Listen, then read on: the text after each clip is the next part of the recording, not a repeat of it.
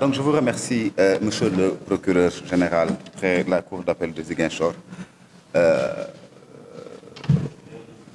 pour cette marque de confiance que vous venez encore une fois de nous manifester au regard quand même des règles d'indivisibilité du ministère public, en nous invitant dans votre point de presse, parce que c'est le point de presse de monsieur le procureur général près la Cour d'appel de Ziguinchor, mais qui nous demande véritablement de faire une présentation pour ce qui est de notre ressort. Je dois avouer que c'est une présentation que vous auriez pu parfaitement faire, en raison du fait que justement le ressort de la Cour d'appel de Ziguinchor, en tout cas couvre les 3 TGI de la région naturelle de la Casamance, à savoir le tribunal de grande instance de Ziguinchor, celui de Kolda ainsi que celui de Sédhiou.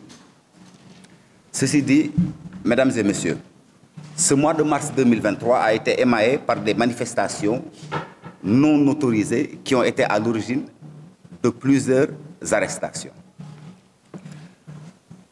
Au cours des manifestations qui ont eu lieu à la date du 16 mars 2023, 40 personnes, soit 5 par la brigade de gendarmerie d'Oussouye, 18 par la brigade de gendarmerie de Bignona et 17 personnes par le commissariat central de Ziguinchor avaient été arrêtées. Ces 40 personnes avaient été déférées au niveau du parquet du tribunal de grande instance de Ziguinchor à la date du 17 mars 2023. Parmi ces 40 personnes, donc 34 d'entre elles avaient été inculpées puis placées sous mandat de dépôt pour diverses infractions. Et je rappelle qu'il s'agit de la participation à une manifestation non autorisée, des actions diverses ayant causé des dommages, de l'entrave à la circulation, outrage à agents de la force publique dans l'exercice de leurs fonctions et détention illégale d'armes. Les 6 autres personnes, qui, je précise, étaient tous des mineurs, avaient quant à eux été inculpés puis laissés en liberté provisoire. Alors, ces 40 personnes jugées à l'audience des flagrants délits du 21 mars 2023 avaient été jugées à l'audience des flagrants délits du 21 mars 2023. Et donc, 18 d'entre ces prévenus avaient été relaxés.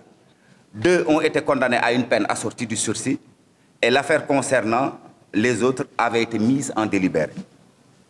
Ce délibéré a été vidé à l'audience des flagrants délits d'hier, dans cette même salle, c'est-à-dire à la date du 28 mars. Et donc, 15 prévenus ont été relaxés. Une personne a été condamnée à 1 mois d'emprisonnement ferme. 2 personnes ont été condamnées chacune à 6 mois d'emprisonnement ferme. Le 20 mars, 45 autres personnes avaient été déférées au parquet par la brigade de recherche de la gendarmerie de Ziguinchor ainsi que le commissariat central de Ziguinchor. Et donc, parmi ces personnes-là, 26 d'entre elles avaient été inculpées et placées sous mandat de dépôt, pendant que 19 autres, qui étaient également des élèves et des mineurs, avaient été mis en liberté provisoire. L'audience les concernant était prévue en flagrant délit pour le mardi 28, c'est-à-dire hier. De même que pour 11 autres manifestants qui avaient été arrêtés dans la commune de Baïla, qui ont été déférés le 24 mars 2023 au parquet du TGI de Ziguinchor. Donc parmi ces 11 manifestants, 7 étaient des mineurs et avaient tous été mis en liberté provisoire. Donc 4 personnes en provenance de Baïla avaient fait l'objet d'un placement sous mandat de dépôt. En résumé, mesdames et messieurs, depuis les manifestations du 16 mars dernier, en ce qui concerne le parquet du TGI de Ziguinchor, 96 manifestants ont été arrêtés et puis déférés au niveau du parquet, depuis le 16 mars. Et parmi ces 96 personnes-là, 64 d'entre elles avaient été placées sous mandat de dépôt, pendant que 32 personnes, essentiellement des mineurs et des élèves, ont été mis en liberté provisoire. Hormis quelques mineurs non encore jugés, c'est-à-dire qui n'ont pas encore été jugés, mais qui sont tous en liberté provisoire au regard de la particularité de leur situation, tous les prévenus majeurs sont d'ores et déjà fixés sur leur sort pour avoir tous été jugés en flagrant délit avec des fortunes diverses, s'il y a eu des décisions de relax ainsi que des décisions de condamnation. Et à l'heure où nous vous parlons, aucune procédure d'information judiciaire, c'est-à-dire aucune saisine de juge d'instruction n'a été faite. Car non seulement il ne s'agissait pour le parquet de Ziguinchor, en relation avec notre hiérarchie, notamment le parquet général, ici représenté par M. le procureur général, que de poursuites de principe sur la base d'indices et de charges retenues afin de présenter ces personnes interpellées devant une juridiction de jugement, ce qui a été fait. Ensuite, en termes de démarche de politique criminelle, au regard de nos spécificités, donc de nos particularités, il ne nous semblait pas nécessaire, pour le dénouement de ces dossiers, de saisir le juge d'instruction. Rappelons à l'occasion qu'en vertu des dispositions de l'article 70 du Code de procédure pénale, l'ouverture d'une information judiciaire, c'est-à-dire la saisine d'un juge d'instruction, est obligatoire lorsqu'il s'agit d'une infraction qualifiée crime. En matière de délit, c'est-à-dire en matière correctionnelle, elle est facultative. Mais en matière correctionnelle, elle peut avoir lieu lorsque notamment les exigences de la manifestation de la vérité commandent qu'un juge d'instruction chargé d'investiguer soit saisi afin d'approfondir les éléments réunis au cours de l'enquête de police et de gendarmerie. Mesdames et messieurs, par ailleurs et sur un autre registre, à la date du 20 mars 2023, nous avons été informés par voie téléphonique de ce que, à la suite des échauffourées dans la commune de Bignona, un corps sans vie avait été déposé à la devanture du camp militaire Landing Mankadian, 6 dans la commune de Bignona.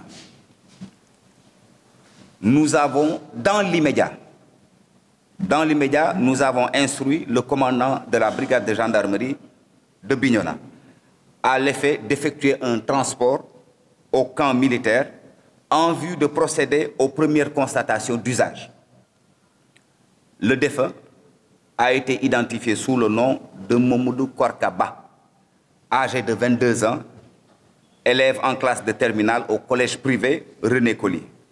Et les gendarmes avaient constaté une plaie béante au niveau de son front. Une réquisition à personne qualifiée aux fins d'autopsie médico-légale a été établie le 21 mars 2023 pour déterminer les causes de la mort du défunt. Et le rapport d'expertise médico-légale établi par une équipe de 3 médecins a conclu à une mort par plaie béante pénétrante du cuir chevelu avec destruction cérébrale due à un impact d'un explosif. Nous nous inclinons pieusement sur la mémoire du défunt, prions pour le repos de son âme et présentons nos sincères condoléances à la famille éplorée. Dans la même journée du 20 mars 2023, une autre personne blessée, du nom de Sadio Dramé, âgé de 19 ans, avait été admis au district sanitaire de Bignona, puis au centre hospitalier régional de Ziguinchor. Le médecin traitant avait évoqué une blessure de l'hémithorax gauche. Admis d'abord en réanimation, ce blessé est aujourd'hui hors de danger, son pronostic vital n'étant pas engagé.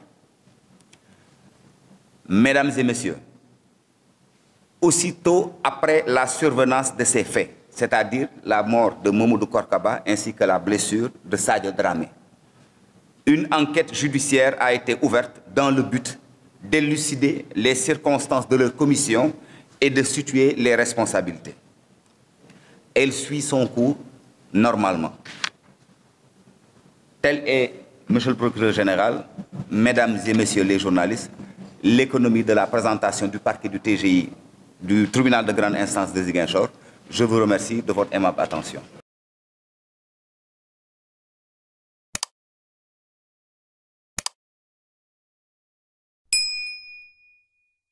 Thank you.